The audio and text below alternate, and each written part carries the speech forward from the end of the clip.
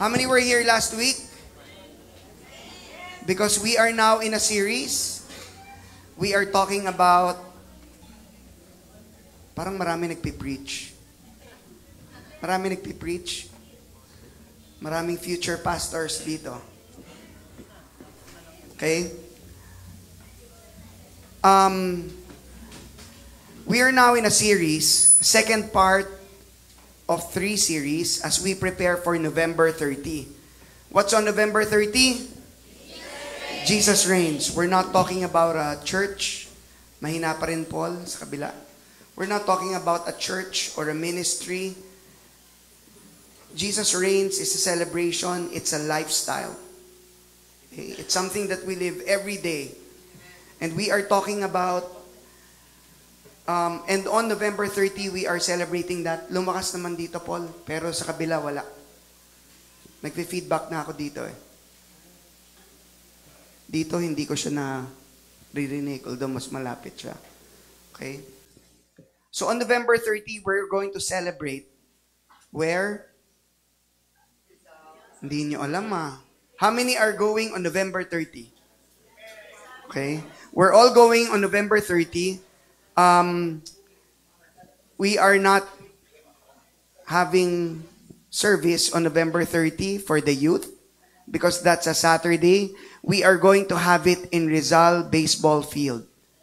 It is in Manila sa may Vito Cruz, malapit sa Harrison Plaza. P.O. Campo na pala ngayon. Okay, P.O. Campo siya. Malapit sa Manila Zoo. Okay? And here, all the different churches will be celebrating together as one body of Christ. Forgetting where they come from, forgetting denominations, it's going to be a full day of worship. And it's going to be at what time, Monique? 1 p.m. 1 p.m. Okay? So, we're going to try and prepare logistics. Ibig sabihin, transportation. BYOB tayo. What does that mean? Bring your own baon. Because we're going to eat together. Okay? So we're going to be there as one church with the body of Christ. But it doesn't end on November 30. We live it every day. Amen? Okay? So, this year, our theme is the year of God's greater glory. And last week, if you were here, si Pastora Monique already talked much about that. She spoke about yung first point, which is, hindi nyo yata naalala, the rebuilding of His temple. And yung 3 points niya, He said that itong temple na ito, it's going to be a house of prayer. The pulpit will once again be sanctified, and the believers will be purified. So today, I want to give you the second point. Ready na ba kayo? Okay. The second point is that there's going to be an inevitable shaking of His church. Let's read the verse. For this is what the Lord of Heaven's army says. In a little while, I will again shake the heavens and the earth, the oceans and the dry land. I will shake all the nations, and the treasures of all nations will be brought to this temple. I will fill this place with glory, says the Lord of Heaven's armies. So we are getting all our points from this short verse. Galing siya kay Haggai, one of the prophets before. Okay? So anong mapupulot natin dito? First, there's a promise of the shaking. I don't know how many dito yung how many dito yung buhay na nung early 70s? One of my favorite games before. Were you guys alive then? No. He was. You were alive then. Okay? One of my favorite pastime, every Sunday, I look forward to it because it was the day off of my dad. And every Sunday morning, we would go to Green Hills because we had limited shopping malls before. Hindi tulad ngayon, ang daming SM kahit saan. So every Sunday morning, we would go to Green Hills. Pupunta kami doon sa ice cream house. But there was a particular machine that I really loved, and it was called a pinball. You know what that is? Okay? Pinball machine. Yun yung merong dalawang pindutan, left and right, and then there's a ball that plays around, bumping into yung mga ano dyan. And the more stuff you bump, the higher the point. Okay? But may mga times na may mga jackpot areas doon that almost mamimiss ko na siya. Malapit na pero hindi siya tatamaan. So what do I do with the machine? Remember, hindi ito digital ha. This is an analog game, parang ruleta. Okay? Sayang, di ako naka-download ng picture. Okay? It's an analog machine where there is a real ball going around. So pag malapit niya ng tamaan, para madaya ko yung machine, what I would do is, babanggain ko siya. Okay? Just to give it a little nudge so that the ball would actually bump. But the machine actually has a mechanism that detects if it was tilted. And there is an error that will flash on the scoreboard that will say, tilt. Ang mangyayari sa machine is it will freeze. Lahat ng mga bumpers niya dun sa loob, hindi na siya gagalaw. Okay? There is an error. Alam niya, dinadaya siya. But you know, sometimes itong shaking na to, God is using that shake when there is a problem. Just like for example, this picture that I placed at the back. Siguro naman ito, alam niyo na to, regardless of what year you were born. Ano to? This is a sifting of a flour. Okay? So what you do is you shake it. And there are times, lalo na pag maraming mga kumpul-kumpul, when there are clumps, what you need to do is, you need to hit it a bit. Okay? Because the shaking actually sifts the flour more. And sabi dito sa Haggai 2:6, this is what the Lord Almighty says, in a little while, I will once more shake the heavens and the earth, the sea and the dry land. Kung titignan niyo yung current condition ng church, even Rev, for example, if you are going to look at Revelation City Church, do you think it needs shaking? Tignan niyo yung katabi niyo. Look at the person beside you. Look at your family. Do you think it needs a little shaking? If Jesus were to return right now, kunyari, walang shaking, and Jesus returns, do you think Jesus will look at you very pleased? Honestly. How many of us can say, oh, I think okay na ako eh. No room for improvement. Jesus is definitely going to say, you're the man. Ikaw, Gian, tingin mo. Matutuwa kaya si Jesus sa iyo pagdating. Di ba? So that's why there is an inevitable shakings. Isipin mo, we take care of not only mga churchgoers, we're also taking care of some pastors. Hindi naman marami, but we're taking care of some pastors. And it's very surprising that some pastors, you need to check if they're actually reading their Bible. Some pastors, you have to ask them, how's your quiet time? Hindi ba dapat, as a servant of the Lord, leading the congregation, it should always be okay? Di ba you cannot give something that you don't have? So bakit, even church leaders, ganun? How many people are leading groups? Leading groups? Are you leading pure lives? How many people are leading worship?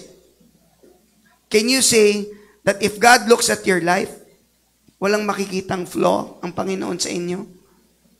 Are you living really fully surrendered life? Diba? Kanina we were singing a song about surrender. What was that? The second one? Huh? Yeah.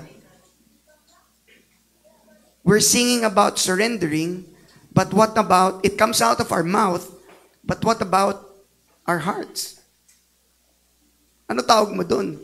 If you're singing that song without hearts that are not surrendered,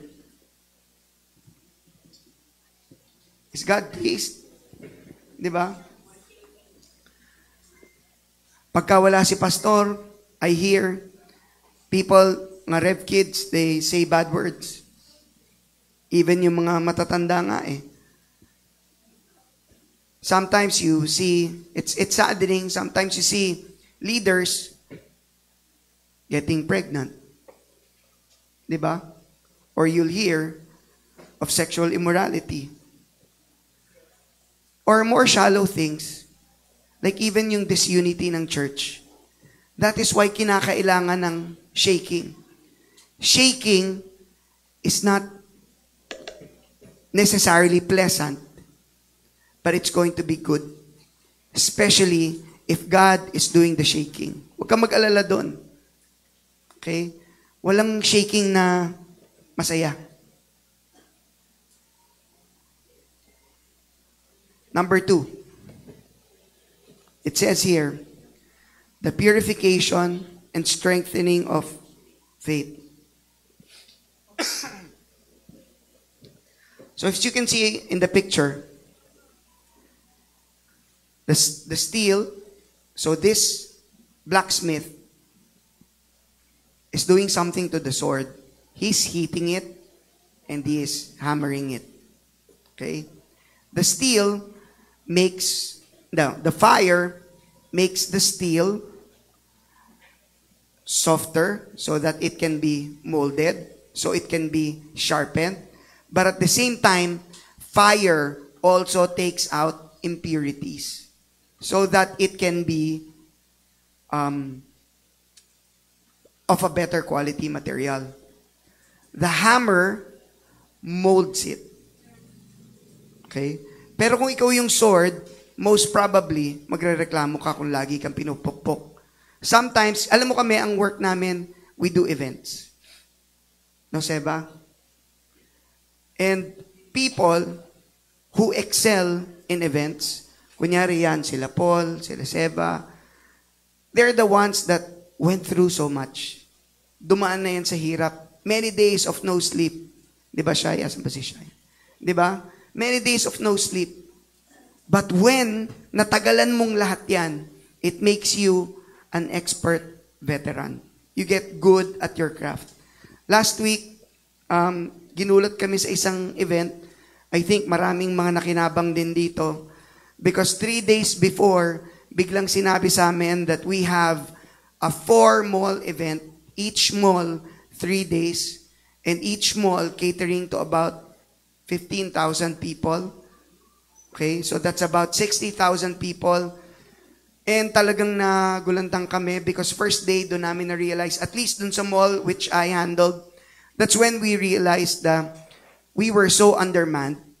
There were only 10 of us to the point that during the night, after the first event, the client asked us, add 20 more people. Imagine, on the first day, we were doing the work of 30 people, but we were only 10. Okay? So, we would get home about 11 p.m. because after the event is done at 8, we'd still have to clean up, we'd organize and meet, and then get home. Hindi ka naman pag uwi mo, tulog ka lang agad, di ba? So, we would get to sleep 1, but our call time is 6 because we would start again 7. So that's about, every night we would only sleep for 3 hours. We were doing that. Yung mall namin, we did it for 4 days. And then we had another event nung Saturday. You know what?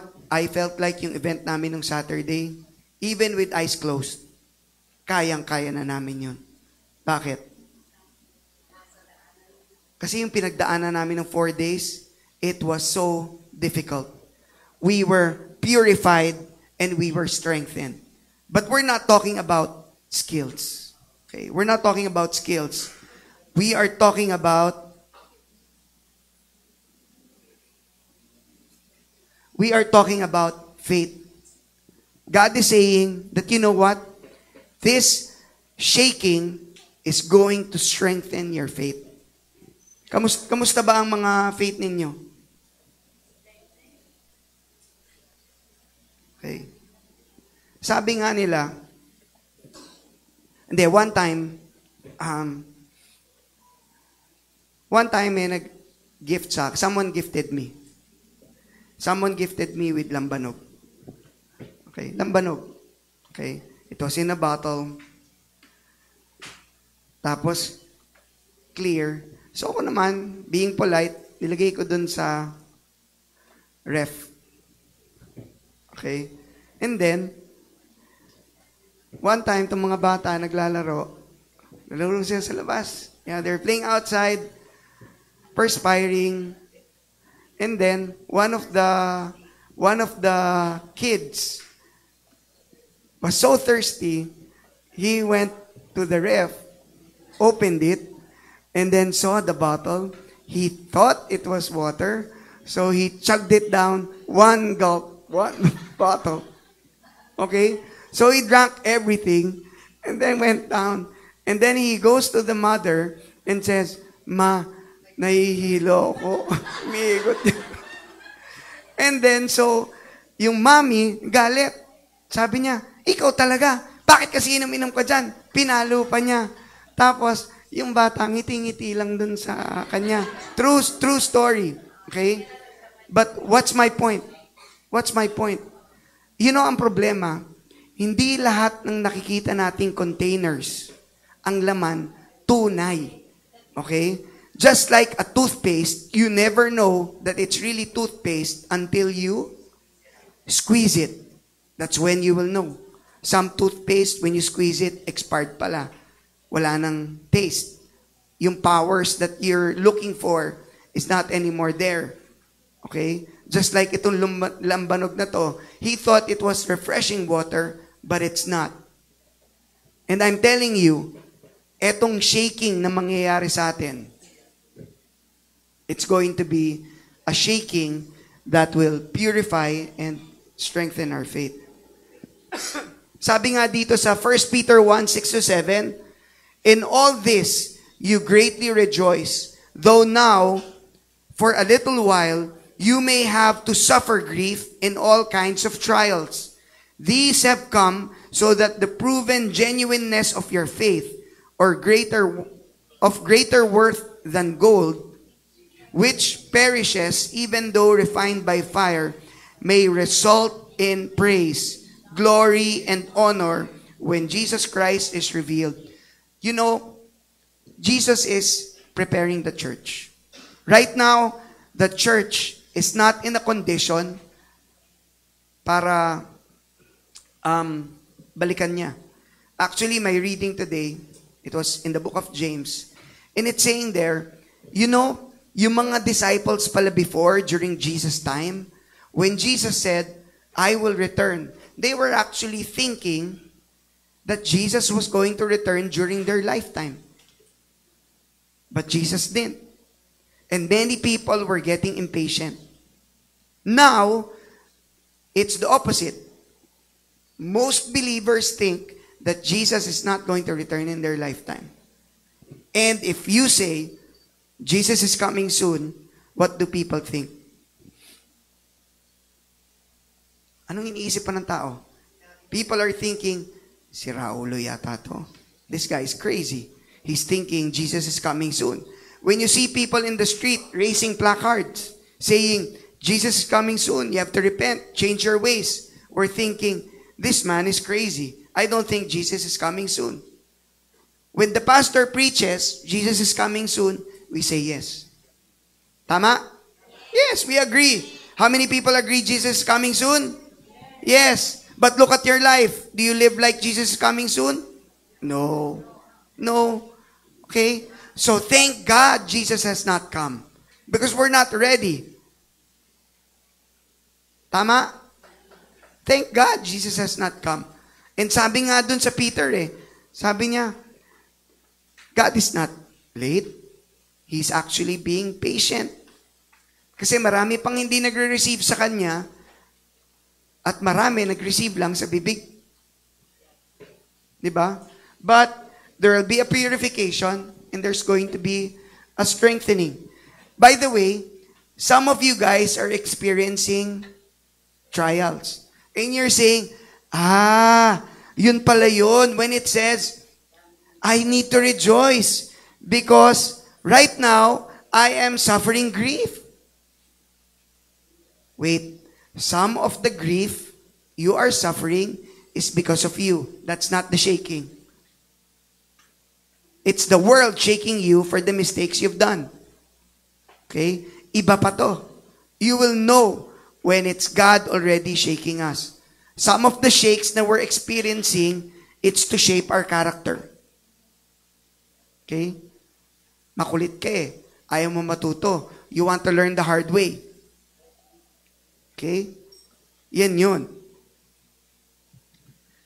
Pero kinakailangan natin yan. The shaking is inevitable. Okay? Last point. There's a call to greater intimacy with God. Sabi nga dyan, James 4:8, come near to God, and He will come near to you. Wash your hands, you sinners, and purify your hearts, you double-minded. Alam nyo, truth be told, there are two people that come to church. The first, they come because they want to come to God. They want to be closer to God. The second, they're just there because they need to go to church. You can come to church but not come to God. As your pastor, there is nothing more than I want than to see you guys in heaven, knowing that we all finish well. In a book that I read, written by John Bevere, what's the title? Driven by Eternity. That's the title. Driven by Eternity. Alam mo, sabi niya, he said, there will be two surprises. Two great surprises when you get to heaven. Ano kaya yung great surprise na yun? What do you think yung magiging surprise when you get to heaven? The first surprise is, some people who you never thought would make it would be there. Yung mga akala mo, itong taong to, he's not gonna be saved. He's there. But there's another surprise. What's the other surprise?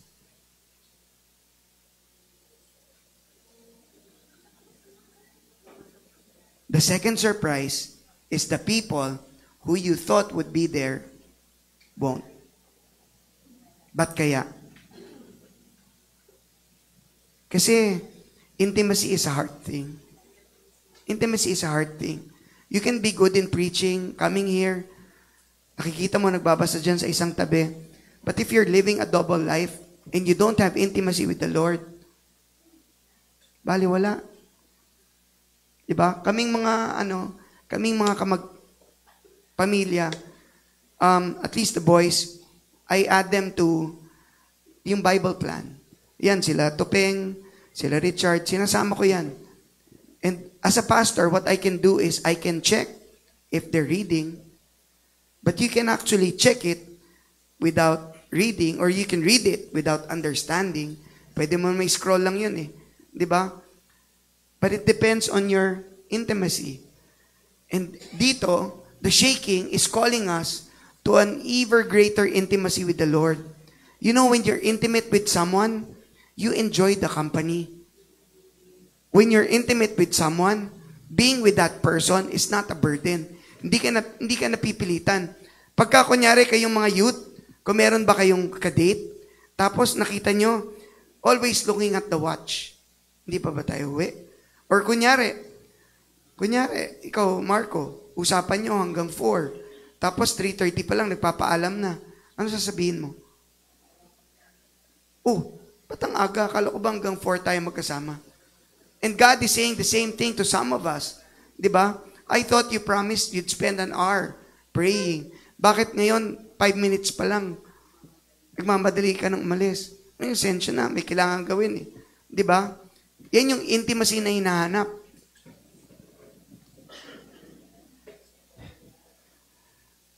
You know, this is worth writing down. Be confident in the sufficiency of God's grace. Be confident in the sufficiency of God's grace, but do not be complacent about you being saved. Bakit nawala? Anong ibig sabihin nun? What does that mean? Yes, we are saved by grace through faith. No doubt about that.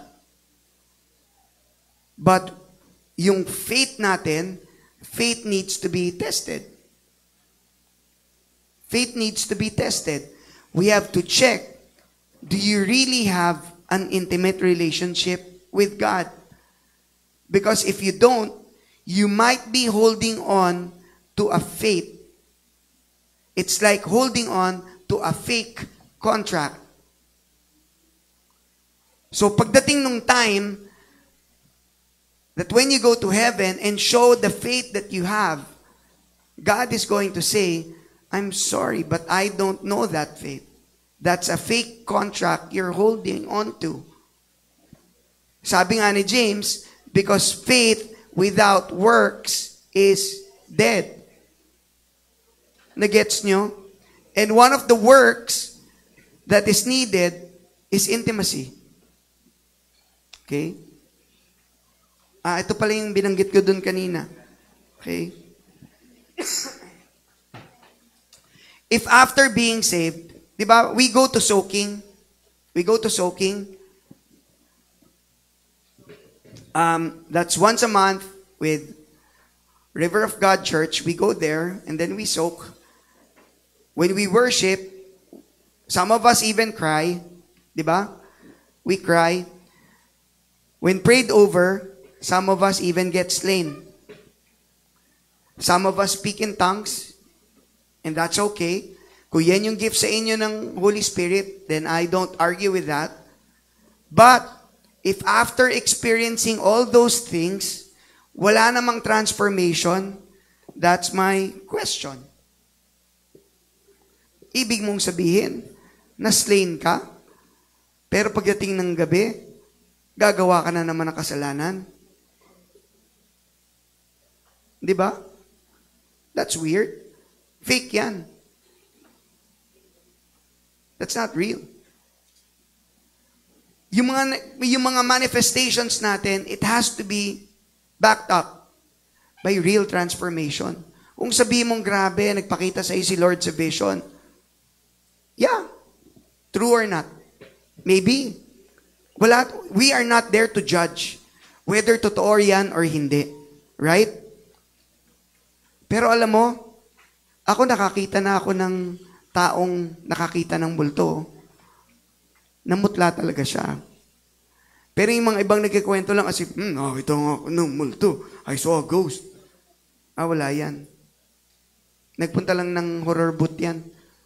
Diba? That's fake. But if you see really something na supernatural, you'll know kung totoo yun. Agree kayo doon? Okay? Sabi nga dito ni James, anyone who listens to the word but does not do what it says is like someone who looks at his face in a mirror and after looking at himself, goes away and immediately forgets what he looks like. But whoever looks intently into the perfect law that gives freedom and continues in it, not forgetting what they have heard, but doing it, they will be blessed in what they do. Those who consider themselves religious and yet do not keep a tight rein on their tongues deceive themselves, and their religion is worthless. You know, ito na lang tayo na mag-focus. Sabi niya dyan, those who consider themselves religious. I go to church, I read the Bible, I do this and that, and yet Do not keep a tight rein in their tongues. Tignan mo na lang eh. What comes out of your mouth? Panay chismis, panay mura, panay sira sa mga kapwa. Ay, sayang. Sabi niya dyan, their religion is worthless. Their religion is worthless.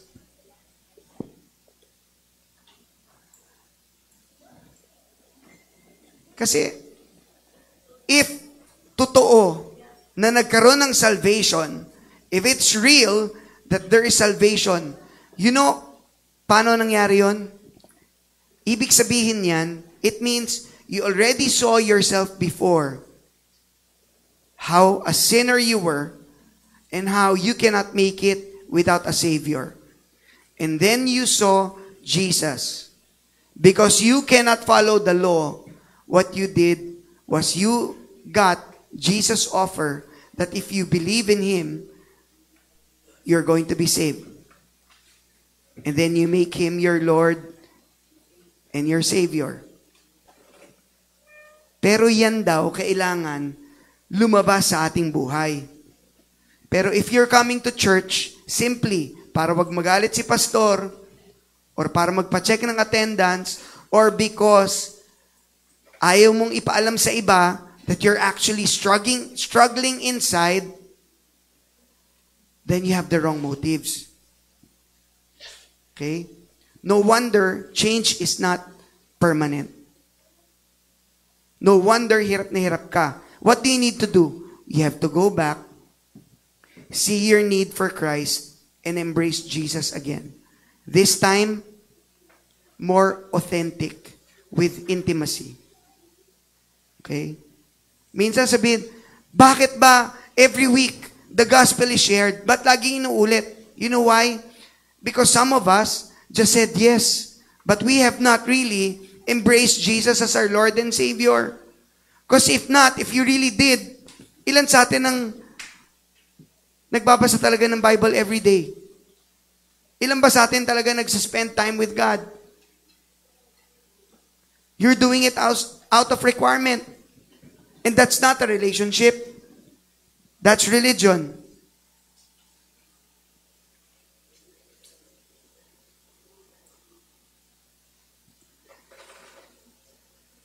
It's not about religion growing bigger.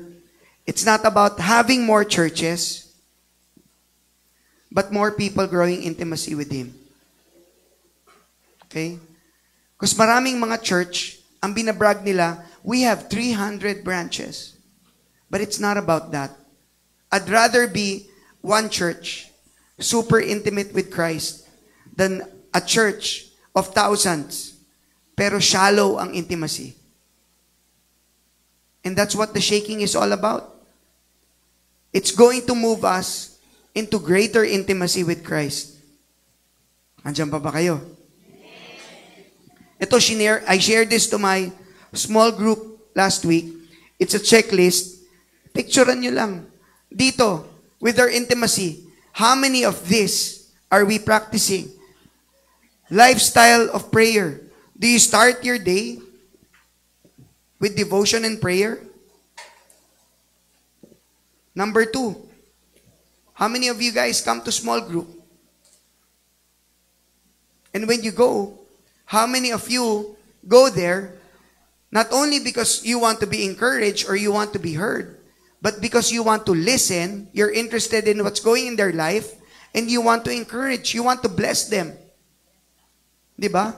That is what fellowship is all about. It's not about you.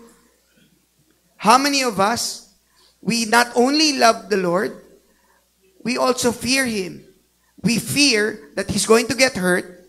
We fear that He's going to get mad at us. Number 4, how many of you regard self-discipline as important?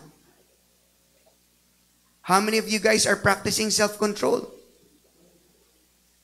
How many of you guys actually confess? You admit your sins when you make it.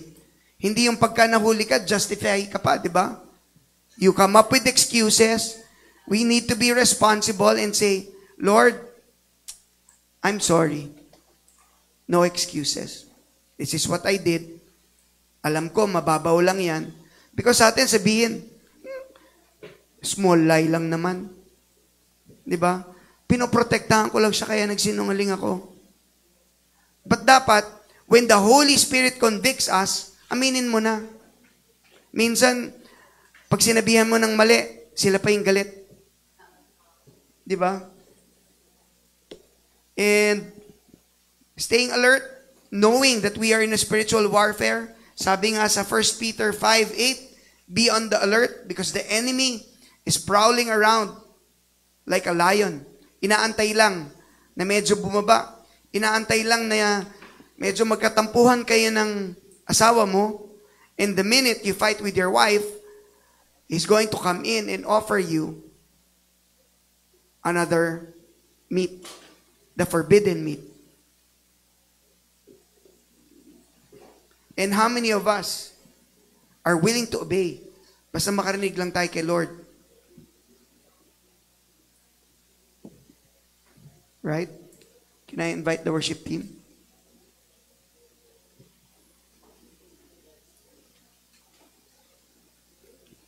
Dapat, pag intimate tayo, pagdating dito, we have no problem with that. Ilan dito ang good? 7 out of 7. Meron? 7 out of 7. Praise God. But I think we all can improve. Walang makakapagsabi sa atin that I'm praying enough.